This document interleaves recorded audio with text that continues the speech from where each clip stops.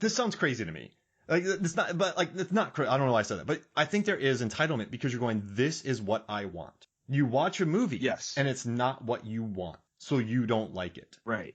I watched Black Widow. It's not what I wanted. I was hoping that after, 11 years, Scarlett Johansson, who, I think she's a stronger actor than anybody in the MCU. I mean, Robert Downey Jr. is good. I think Mark Ruffalo, but I think she is, Oscar nominated, like screen presence, amazing. This movie kind of Blade Trinity'd her and put her in the background to Florence Pugh and David Harbour. Johansson's character was, Black Widow was never that, comedic. So by putting her with two weirdos, you're not going to have a good dynamic. However, it wasn't the movie I wanted, but I still enjoyed it. I loved Florence Pugh's character. I loved David Harbour. I liked that the villain he was trying to be a version of the Avengers with his flying city. They had a flying city. He was trying to be super soldiers. He was trying to be a version of something else. And so once I got over what I wanted, I was able to just say, I really like the movie. But I do think some people walk into an M. Night movie and they expect things. Like, they expect a twist. They expect this. And when they don't get it, they don't like it. Right. Or if they didn't see it. Yeah. If the twist actually, if I'm going in looking for the twist and I missed it, I will say, and I'm speaking like this universal, not me personally, but I will say that you failed as the movie director because I was looking for the thing and I'm smart enough that I should have seen it. So you just failed at delivering it the way that I thought you should. It is this weird saving face gesture that is brutal when it comes to criticism. One, because for the most part, very few of us in this world are actual filmmakers and storytellers. So one, where do we stand to actually suggest that someone whose career is to do this, that they did it poorly? That's one thing. Number two, we actually have given people access to having a voice to say these things. Other people can pile on to those statements because they felt the same way. But again, with the inexperienced undercurrent of, I'm from the outside looking in and I'm judging what I think you should have done without any sort of prereq for me having this opinion. We've built something that almost makes it impossible to not be subject to other people's expectations. I think the first time that I ever experienced it and I had to literally check myself was Man of Steel. Man of Steel, I had an idea of what I thought it was going to be. I'll share this one because, if Warner Brothers wants to hire me, I'm open to it. What I thought Man of Steel was going to be was Clark going on a journey around the world, and he was going to introduce us to other figures in what would end up being the DCEU. So he had heard about the Blur in Central City. So he goes to find him, and he does find him, and it's Barry Allen, and he's talking to him, and he's like, what made you decide to do this? He finds the Aquaman, and he talks to him, and he's like, why did you do this? He tries to find the Batman, and he can't find him. Like, this Batman person might actually be a myth because I couldn't find him at all. And what he's trying to do is figure out, I have these abilities. Should I use them for the service of the world? You guys are already doing it. Do you need me? And after he talks to everybody, he comes to the conclusion, no, you don't need me. Like, I can just be a guy. I'm okay with that. And then the Kryptonians come and the other guys are completely outmatched. And now he has to step up because he sees like there's this opportunity where these guys, as great as they are, they can't match them, but he can. And so that sets up, his mindset. That's what I thought Man of Steel was going to be. So when it wasn't that at all, I was disappointed.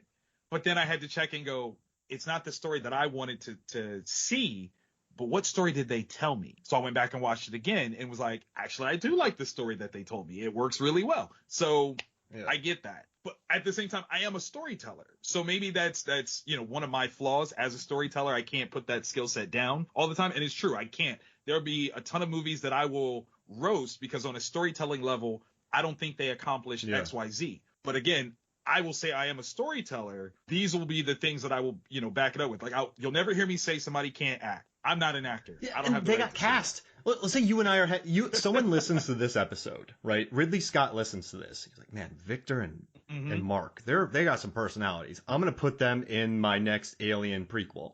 We get a call from CAA and they're like, okay, we want you two to be ship's pilots who get killed by aliens because we get lost. I don't know, we get lost.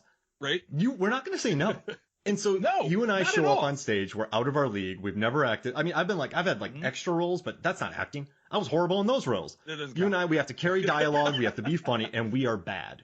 People watch this movie and they're like, whoa, like the movie's good. Like it's 78%, but that scene with those two dummies getting lost, like that was bad.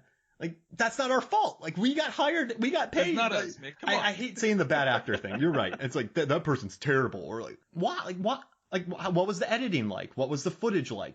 What was the director like? Were they rushed? Did they lose days? How much money? There's so many, because I spent years of my life drinking coffee on film sets, so I understand how hard it is to act. So yeah, I mean, yeah. Wait, Ridley Scott, put us in the next Alien movie. We won't be terrible. We won't be terrible. We'll be. No. My chest can burst. We'll be serviceable in it. Yeah, we'll be. We're fans, so definitely we'll bring that at least. No, you're right. I love what you said about actors because, remember Jake Lloyd in Phantom Menace? They're like, that kid's a terrible. That hurt. That attacking kids. He's a child. Yeah, like how do you go at a kid like that? Like that's crazy. People attacked M. Night. People attacked him. Like the whole Quentin Tarantino called him Shyamalan. I hate saying it, but he's like Shyamalan Ding Dong, Shyamalan. Like, and then so his name became that. Wow. Like Robot Chicken did it. So then you're like making fun of his. It was a norm. Like, let's make fun of his last name. Let's make fun of his twist. Like, this is a guy who entertains us, and you know what? He does.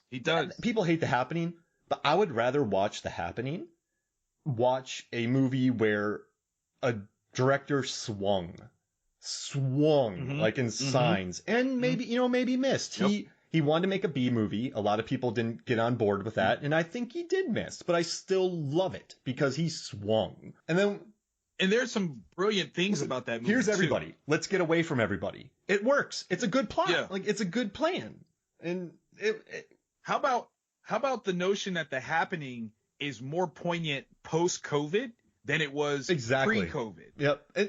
It's just, listen, Mark Wahlberg took it because he could play a science teacher. And if you just think about the plot, let's just get away from people. That's the plot. And it makes sense, but people attacked him, man. People, like, he became a joke. And this is an entertainer. Like, you don't have to pay to see this person's movie.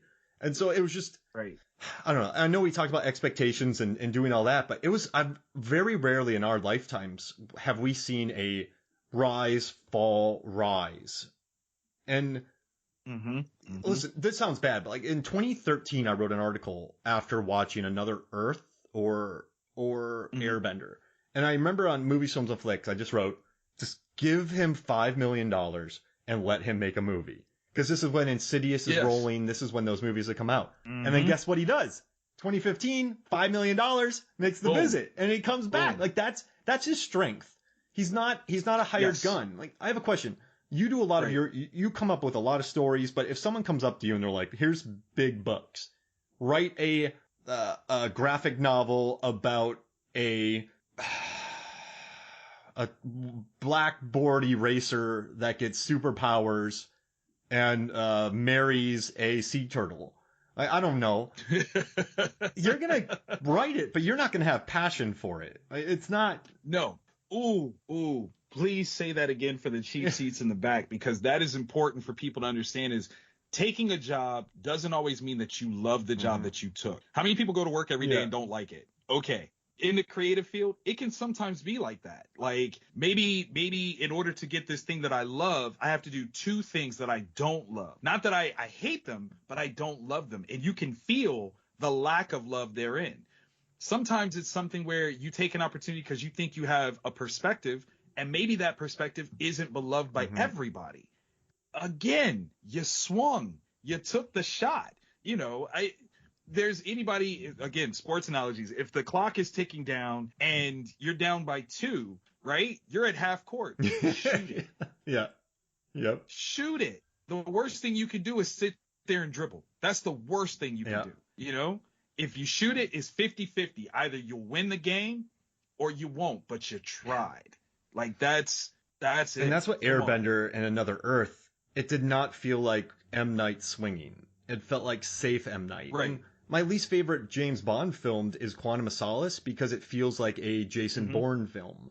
It doesn't feel like listen, there are worse Bond films, but favorite to me, it plays like a Bourne film. So I don't want to watch a Bond Bourne film. I don't want to see a safe. Right. Yeah. I want to watch Bourne. Exactly. Bourne. I don't want to watch a safe M. Night movie. I was watching Airbender, and the dialogue was so lifeless that I was like, man, like, just who's dead? Are they dead the whole time? Like, bring something in here. Where's Joaquin Phoenix? Like, give me something. And watching The Visit again, he swung. Like he put his own money up there, and I love it. It makes, and you know, he did a big casting call. I like the kids. Like you know, a lot of people like Olivia DeJonge, she was really good as Becca. I can't believe though. Well, you've had teenagers when she corrects Pop Pop at the table about Milton Bradley. Yeah. Like, what are you doing, Becca? I mean, what is that normal? Like, what? That's so. There's always a time period where a teen, particularly 14, 15 and up, will test you. That's what we call it. It's testing you because they believe that they have the answers, right? Like they think they've experienced enough to have the answers to challenge you. And even if you do say something incorrect, that's their opportunity to show how advanced they are. And that's the problem. That is literally the problem. Yes, I've had it. It's one of those things where it's like, I know I said something wrong, but if you latch into the 1% thing that I said was wrong and dismiss the 99% that I said was correct, you're the a-hole. And that's definitely what she was on. That was definitely what she was on. Right? You know that they just hung a woman. They hung a woman, and you're correcting them. Like, don't poke the bear. Don't poke the bear. And then Tyler, I think the kid was real. I don't know. He did have the teenager movie haircut for sure. You think about Liar Liar and all those. I mean, that's the kid haircut in there. But you know, his little thing 100%. With germs. I think his performance was really out and open, and it was very earnest. And his rapping was quite interesting. But I think whatever, like the kid's into that music, he does it. Yeah, exactly. He's a kid who loves that stuff, and like he calls his grandma a hoe, and everyone loves it. And then at the end, he gets a song at the end. Like I don't know. I think they cast really well in this, and you know what's kind of crazy? This is how I know people love M. Night Shyamalan, because I watched the behind the scenes footage of this film, and there's not much to it. There never really is much to it on an M. Night film, but he has the same crew coming back for all of his movies. $100 million movies, $5 million movies, Split, Glass. Yep. When the kid from Unbreakable came back for Glass, he said it was almost the same crew that worked with M. Night. That's awesome. M. Night rolls with the same group. Sam Jackson wants to work with him continuously. Bruce Willis works with him continuously. Joaquin Phoenix was supposed to be in Split. Really? You talk about he left. So Joaquin Phoenix left Split, and then McAvoy came in with no time to prep. And he went and I think he nailed it. But you get just a lot of the people coming back. Like Will Smith and M. Night are still friends. Mark Wahlberg and M. Night are still friends. I think something about, they love how prepared he is. James McAvoy, during an interview for Split, was like, I'm on these film sets and these directors are like, hey man, can you like make this better? He's like, why is it? Why do I have to? Yeah, why is that my job? So he's like, M. Night, he just tells you. He's very struck. And Sam Jackson was funny. During Unbreakable, I guess M. Night would tell him when to blink and breathe. And he's gotten better since then. So on Glass, M. Night would be like, hey, Sam, do you want to do one for yourself? He's like, no, because you won't use it. But at least M. Night asks now about that. But the same crew works with him. The same, even when he was down and out, his entire crew came back to work with him on The Visit. So this is a guy who people love. Actors love him. His crew loves him. People like working on his movies. So, I mean, I'm just so glad he got over that hump. Like, it's I don't know. What you're talking about, though, is that the experience of working with M. Night, everyone loves. Critically, maybe not everyone loves the execution of what he does, but the actual experience of making the thing which is an art form unto itself. Like, again, that is something else that people need to understand. Like you were saying, the ability to make a movie from start to finish